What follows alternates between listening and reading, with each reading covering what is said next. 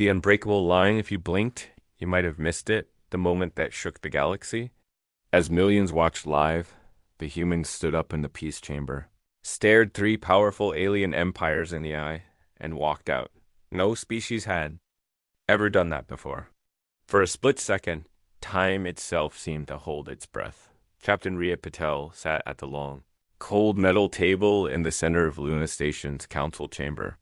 Above her, the ceiling shimmered with holographic constellations. Tracing every known star, the room was big enough for giants, but today it felt too small, filled with tension you could almost touch. She checked her reflection in the shiny tabletop black hair kite in a bun. Blue uniform pressed flat, eyes sharp and unreadable. Beside, diplomat Alan Joe organized his papers, the quiet rhythm of his breathing the only sign of nerves. The doors hissed open. 3 alien delegates entered, each more unsettling than the last. First came Chancellor Varix, tall and faceted like living crystal, glowing in shades of blue and violet. The next, Commander Karth, stalked in on 4 jointed legs, his armored skin clinking with every movement.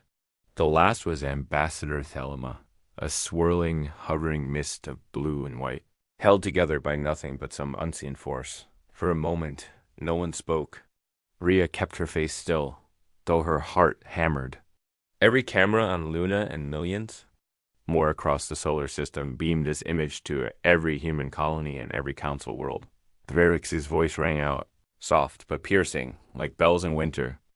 Earth's delegates, you are here to hear the terms of the Galactic Council. You will listen. You will obey. That is the only path forward. Alan nodded politely, but Rhea could see the storm building behind his eyes. We are here to listen, Alan said, careful and diplomatic. And we expect to be treated as equals. Karth's mandibles clicked in amusement. Equality is earned, he rumbled, his voice deep as thunder. Your kind spreads too quickly.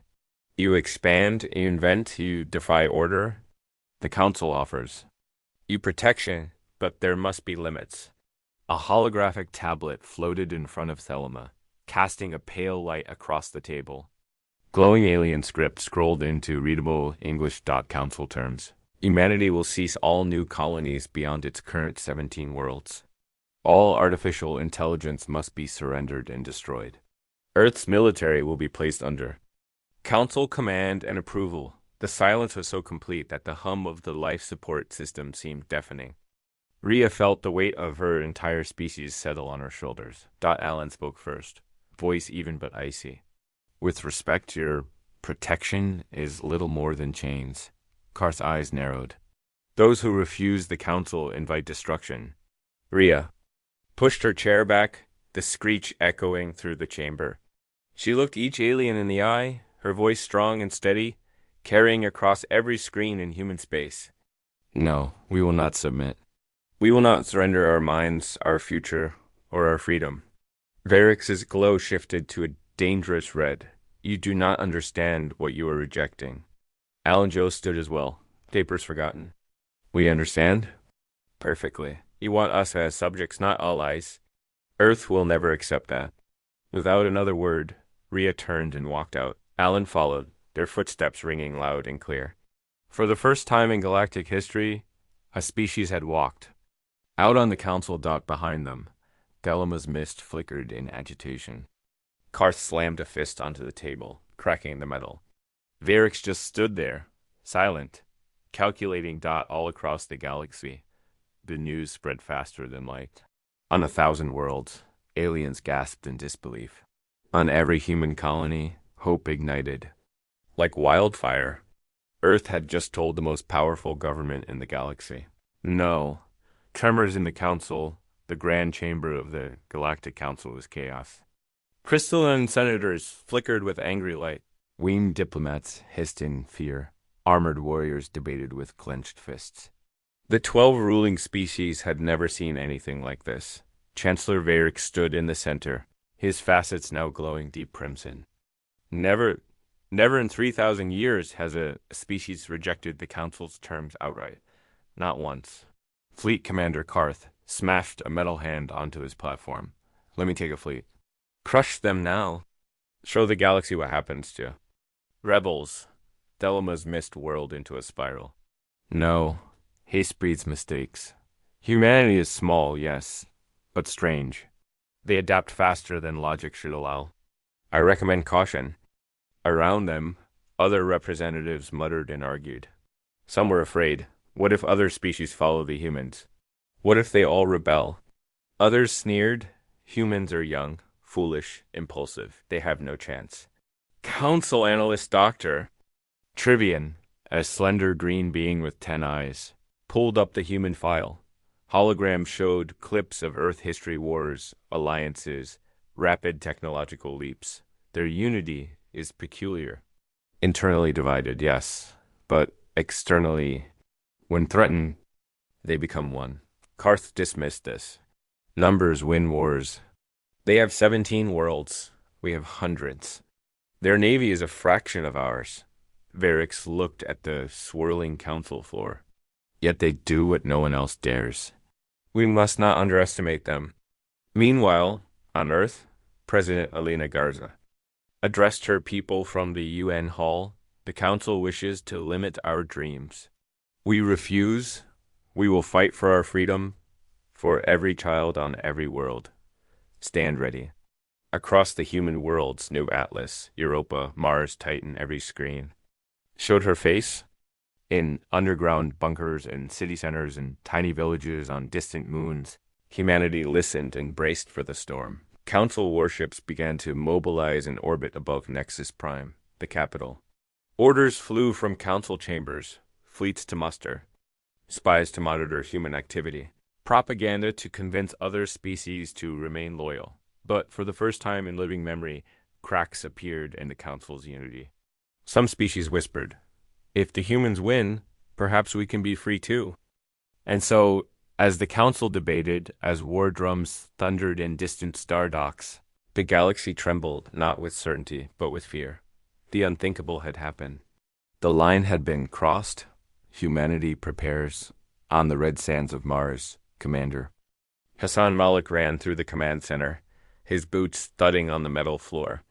Around him, engineers barked orders. AI voices crackled through speakers, and civilians streamed toward the evacuation shuttles. Everywhere he looked, humanity was on the move.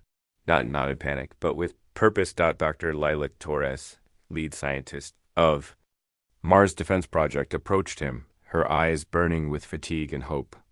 "Commander, the quantum relay is live. Instant communication, secure, unbreakable. We can link every colony, every ship." Malik nodded. "Get the network to Luna, Europa, and New Atlas. Every second counts." On Europa, young tactical prodigy. Jade Kim pored over satellite feeds and council fleet movements. She saw what others didn't. The council's supply lines were long and thin, built for show, not for speed. She drafted a new plan: hit and run, disrupt supplies, disappear before the enemy can react. In Titan's hidden labs, hacker Vikram Roy and his AI partner built firewalls to shield human systems from alien infiltration.